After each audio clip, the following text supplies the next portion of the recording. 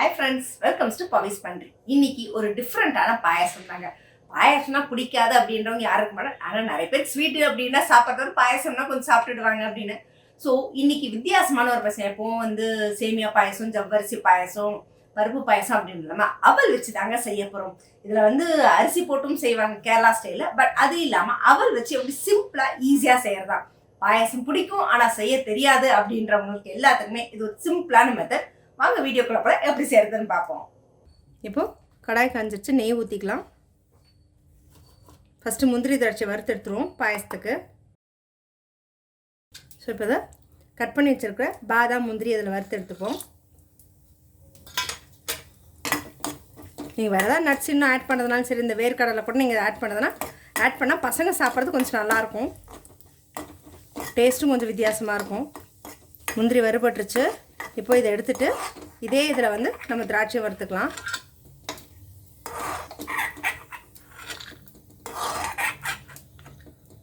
முருக விட்டுடாதீங்க.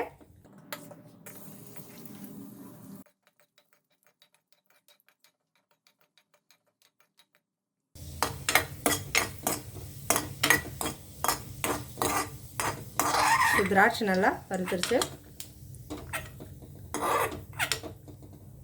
இப்போ இதில் எடுத்து வச்சுருக்க அவளையும் லேசாக வறுத்துப்போம்.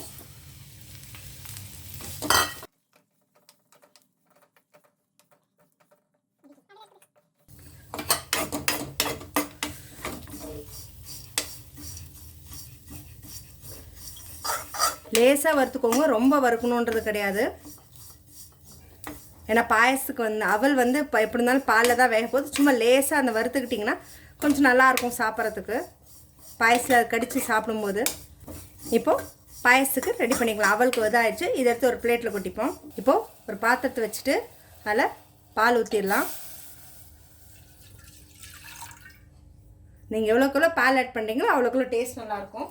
நான் 1.5 டம்ளர் பால் ஆட் பண்ணியிருக்கேன். பால் கொஞ்சம் லேசாக கொதிக்கிற ஸ்டேஜ் வரட்டும்.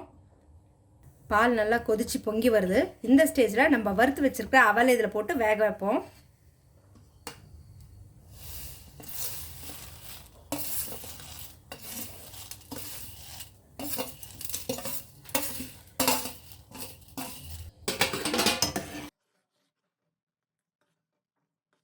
இந்த அவல் நல்லா ஃபுல்லாக பால்லே வேகட்டும். பாலில் வெந்தால் தான் நல்ல டேஸ்ட்டு. இந்த ஸ்டேஜில் ஜஸ்ட் ஒரே ஒரு சிட்டிக்கை மட்டும் உப்பு ஆட் பண்ணோம். ஏன்னா எப்பவுமே அந்த ஸ்வீட் செய்யும்போது அந்த ஸ்வீட்டோட ஃப்ளேவரை தூக்கி கொடுக்குறதே அந்த உப்பு டேஸ்ட் தாங்க. ஜஸ்ட் ஒரே ஒரு பிஞ்ச் மட்டும் போடுங்க, நிறைய போட்டுறாதீங்க. கொஞ்சம் நல்லா கொதித்து அதிலே வேகட்டும். நீங்கள் லேசாக தட்டு போட்டு மூடிக்கோங்க. ஆனால் பால் பொங்கி வராமல் பார்த்துக்கோங்க. ஃப்ளேம் ஏற்றோன்னா மீடியம் ஃப்ளேம்லேயே வச்சு வேக விடுங்க. அவல் நல்லா வெந்துருச்சுங்க, பார்த்தீங்கன்னாவே உங்களுக்கு தெரியும். சூடாக தான் இருக்குது. இப்படி நீங்கள் கொஞ்சம் ப்ரெஸ் பண்ணிங்கனாவே அவள் நல்லா அப்படியே கரைஞ்சி போகும். ரொம்பவும் குழஞ்ச மாதிரிலாம் வெந்திங்கனாக்கா வெந்துருச்சு அப்படின்னாக்கா பாயசம் டேஸ்ட் இருக்காது. அதனால தான் ஃபஸ்ட்டே நெய்யில் வறுக்க சொன்னேன். நெய்யில் வறுத்து செஞ்சிங்கன்னா அவள் குலையாது. சாப்பிட்றப்போ அந்த அரிசி கேரளா ஸ்டைலேருந்து அடிப்பிரதமான அந்த மாதிரிலாம் சொல்லுவாங்க பார்த்தீங்களா, அந்த மாதிரி ஃப்ளேவரில் இருக்கும் சாப்பிட்றதுக்கு. அது அரிசியில் செய்வாங்க, இது அவலில் செய்கிறோம், அவ்வளோதான் வித்தியாசம். நீங்கள் வறுத்துட்டு செஞ்சிங்கன்னா டேஸ்ட் இன்னுமே நல்லாயிருக்கும். பார்த்தீங்கன்னாவே தெரியும் எவ்வளோ சூப்பராக வெந்திருக்கு அப்படின்ட்டு. இதில் ஒரு சில கலரிங் கூட ஆட் பண்ணுவாங்க. பட் ஆனால் கலரிங் எல்லாத்துக்கும் போட்டால் நல்லா இருக்காதுன்றதுனால நான் சிம்பிளாக தான் செஞ்சுருக்கேன். நல்லா கொஞ்சம் சுண்டி வரட்டும். நான் இந்த கப்பில் ஒரு 1.5 கப் தான் அவல் எடுத்திருக்கேன். அதே கப்பில் 1.5 கப்பு வெல்லம் சேர்த்துக்கோங்க. இல்லை உங்களுக்கு இன்னும் கொஞ்சம் ஸ்வீட் வேணும்னா சேர்த்துக்கலாம். நான் அதை தண்ணி ஊற்றி கரைச்சி வச்சுருக்கேன், அந்த டஸ்டெல்லாம் ஃபில்டர் ஆகிறதுக்காக. இப்போது நல்லா சுண்டி வந்துருச்சு. நீங்கள் எவ்வளோக்குள்ள பாலில் வேக வைக்கிறீங்களோ அவ்வளோக்குள்ள டேஸ்ட் நல்லாயிருக்கும். இப்போது கரைச்சி வச்சுருக்கிற வெல்லத்தை அதில் ஆட் பண்ணிடலாம்.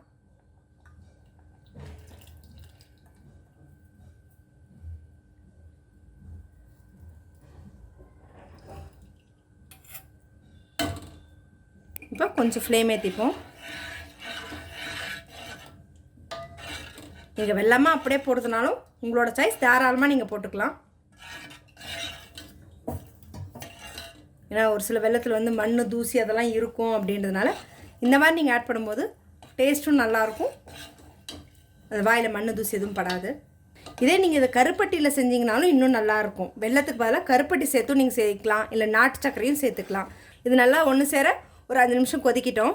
நல்லா ஃப்ளேம் வச்சு ஒரு 2 நிமிஷத்துலேருந்து 5 நிமிஷம் வரைக்கும் நல்லா சலசலன்னு கொதிக்க விட்டுடுங்க.